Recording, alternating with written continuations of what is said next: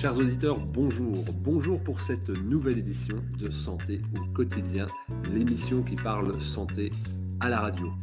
Nous sommes à la fin de l'été, le virus revient. Le ministre de la Santé, M. Brown, nous affirme que la 8e vague arrive. Elle s'annonce dévastatrice, peut-être un tsunami sans précédent. Je vous propose d'accueillir sur nos ondes le docteur Misa Vasterkaard. Je suis Christophe Barban pour vous servir. Monsieur Misa Vasterkaard, bonjour à vous. Bonjour Christophe, je suis ravi de vous retrouver. Alors je crois que bon, les Français doivent pas être pris pour des imbéciles. On est face à quelque chose de très gros là, de très très gros. Hein. C'est-à-dire, là, bon, il faut pas y aller par quatre chemins. Parfois, il y a des diagnostics difficiles à annoncer et il vaut mieux trancher dans le vif, quoi. On est face à quelque chose là qui va faire très mal. Vous Bon. parlez de diagnostic.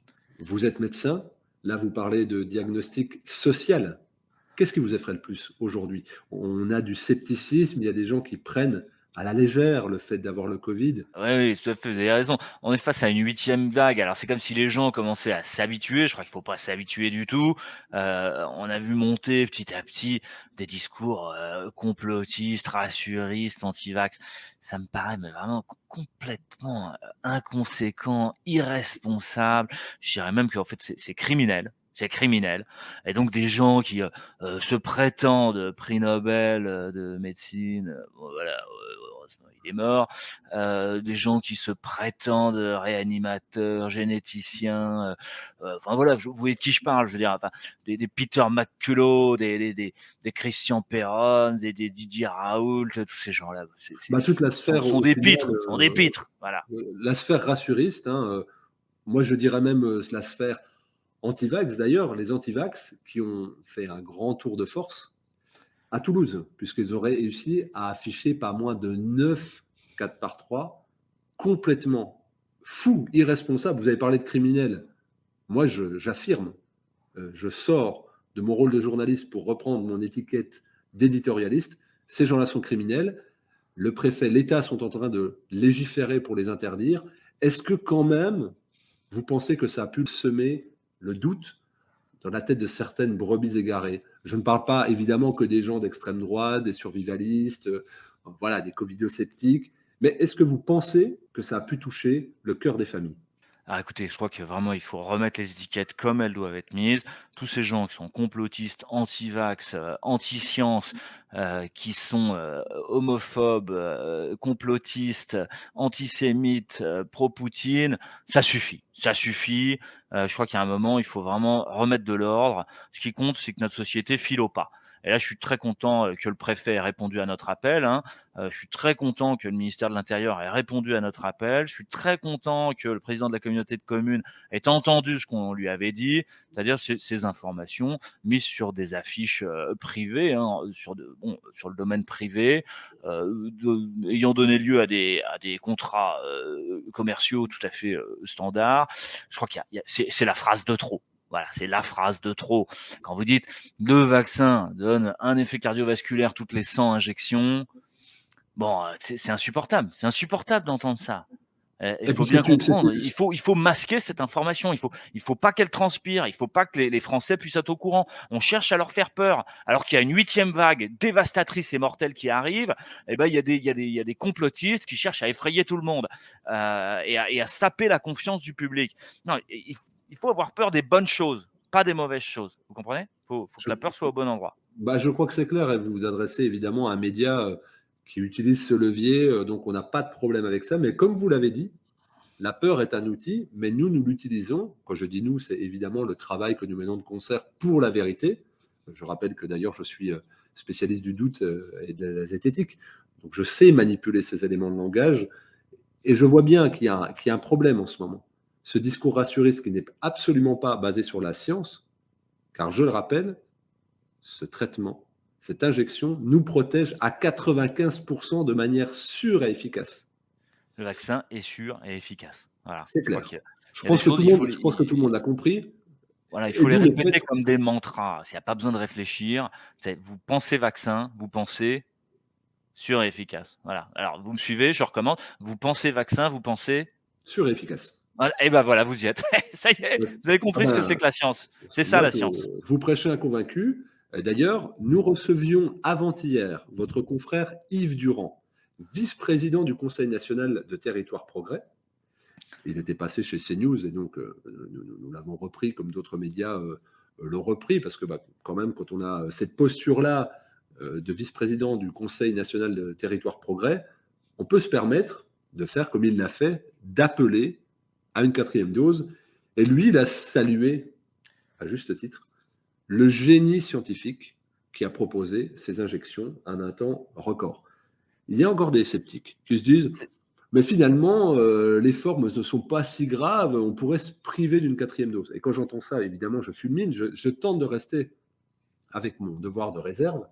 Mais vous, praticien, alors quand bien même vous n'êtes plus depuis 17 ans dans les centres hospitaliers, vous en tant que praticien, quelle violence ça exerce sur vous, ce genre Alors de écoutez, phrase? moi j'ai quand même la chance d'être, très proche du Conseil national de l'ordre des médecins, du ministère de la santé, très, très proche de gens qui décident de choses importantes à l'assemblée. Donc vous comprenez que j'ai une position qui est au carrefour finalement de toute la décision publique, eu égard à la politique sanitaire. Et donc mon confrère, vous l'avez dit, bon, qui n'est pas tout à fait médecin, mais qui quand même, je crois, peut s'exprimer sur ce genre de sujet, C'est souligne clair. à juste titre, il me semble, hein, le génie humain. C'est vraiment alors là, c'est le progrès avec un grand P, la marche en avant de l'humanité vers la résolution définitive de sa fragilité. Vous comprenez? C'est grâce à ces injections, grâce à ces injections pouces en l'air, hein, comme on les a appelées, à ces choses qui sont vraiment offert comme un cadeau à l'humanité par des philanthropes, par des entreprises qui sont avant tout là pour nous aider à sortir de cette crise atroce. Voilà, on s'habitue petit à petit à l'épidémie et on va s'habituer aussi à l'idée que régulièrement, il faut prendre sa petite injection. Régulièrement, il faut son nouveau petit remède. Il y a une nouvelle maladie, il y a un nouveau remède. Et d'ailleurs, on a mis en place un très très beau programme scolaire pour enseigner aux enfants une première approche de ce qu'est la vaccination et la vaccination systématique, intégrale et universelle vis-à-vis de Oui, toutes les pathologies. Et ça, c'est à la fois merveilleux, éblouissant et un peu vertigineux quand vous pensez au chiffre d'affaires qu'il y a derrière et aux impacts financiers sur lesquels il faut savoir mouiller la chemise. Hein. Mais voilà, c'est important.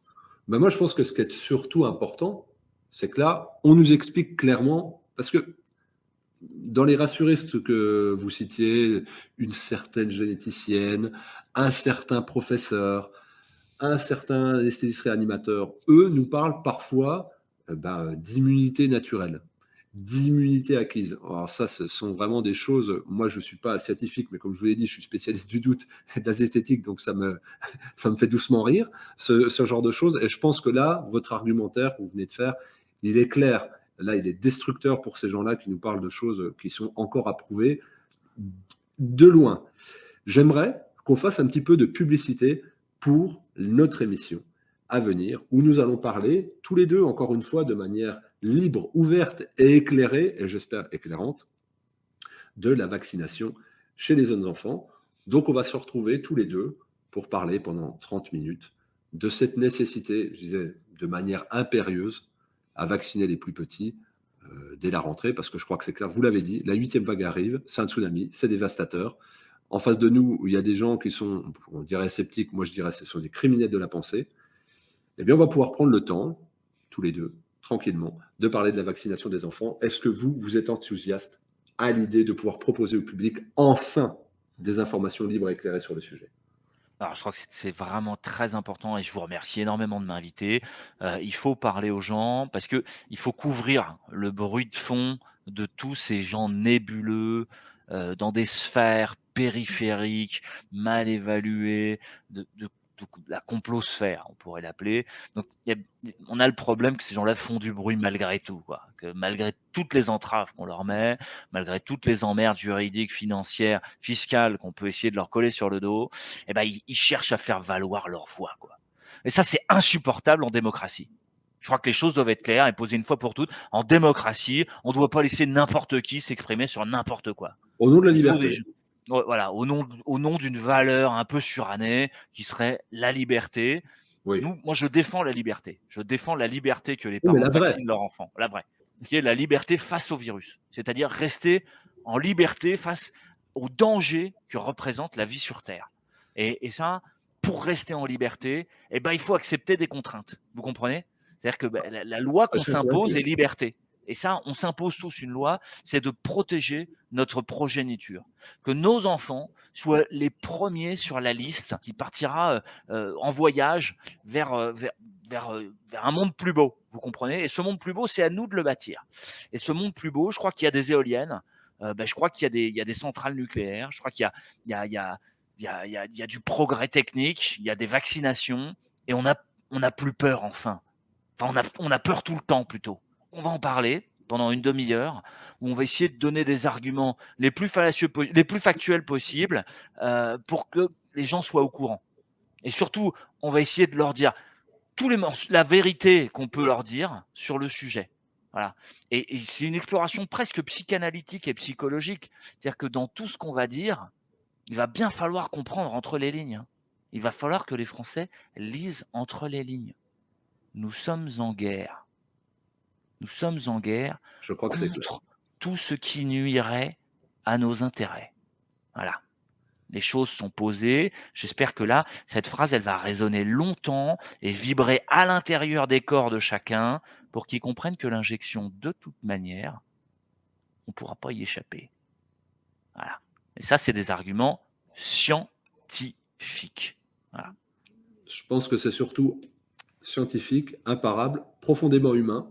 Vous parlez de ce qui nous est le plus cher, les enfants. Vous nous parlez aussi, les gens réclament des droits, des droits, des droits, des droits, les droits de l'enfant, les droits des parents, et les devoirs dans tout ça. Je pense que là, nous sommes dans Exactement. une Ouais. situation où nous devons nous conformer et faire corps socialement derrière cette idée de l'injection répliquée, systématique, obligatoire. Ça, je pense que c'est acquis pour tout le monde. Enfin, malheureusement, il y a encore quelques brebis écarées. Mais je pense que notre échange va être éclairant pour tout le monde. Et donc, cette société est bien de devoir qui nous appelle, qui nous tend les bras. Moi, j'ai envie d'y aller et je vous propose qu'on y aille tous les deux. Et avec vous, chers auditeurs, lors de cette émission où nous allons discuter de tous ces sujets. Je Et vous je voudrais remercie. quand même dire, je vous remercie, Christophe, mais je voudrais quand même dire à notre public que cette émission est faite avec le soutien du ministère de la Santé, de la Direction générale de la pub de la santé, de l'Ordre des médecins, avec l'ensemble de nos institutions qui vient soutenir le message et qui cherche à ce que ce message soit, le seul. Voilà, qu'au moins on ait un son de cloche et on sache derrière quoi se ranger. On a tous les tampons et certificats pour être justement labellisés conformes et pas entendre des choses qui sortent d'on ne sait où avec ici un lien officiel, ici. Non, je pense qu'il faut D'ailleurs, avoir on est en raison train de garder. travailler à ce que l'injection puisse avoir le label patrimoine mondial de l'humanité de l'UNESCO. Ah, c'est pas rien. Ouais. Et ça, c'est quand même, ce serait un gros coup, hein. Bah,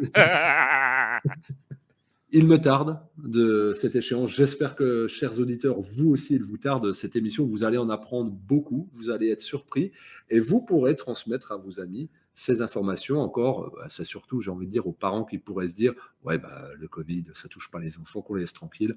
Stop à ce discours. Merci à vous de nous mettre dans le droit chemin avec tous les amis que vous avez dans tous les milieux, que ce soit des médias, de la politique, de différentes commissions plus ou moins occulte d'ailleurs. Mais en tout cas, merci pour tout ce que vous faites depuis 2 ans et demi. Vous avez mouillé la chemise, on va le voir encore. Chers auditeurs, je vous laisse avec la météo et on se retrouve très vite.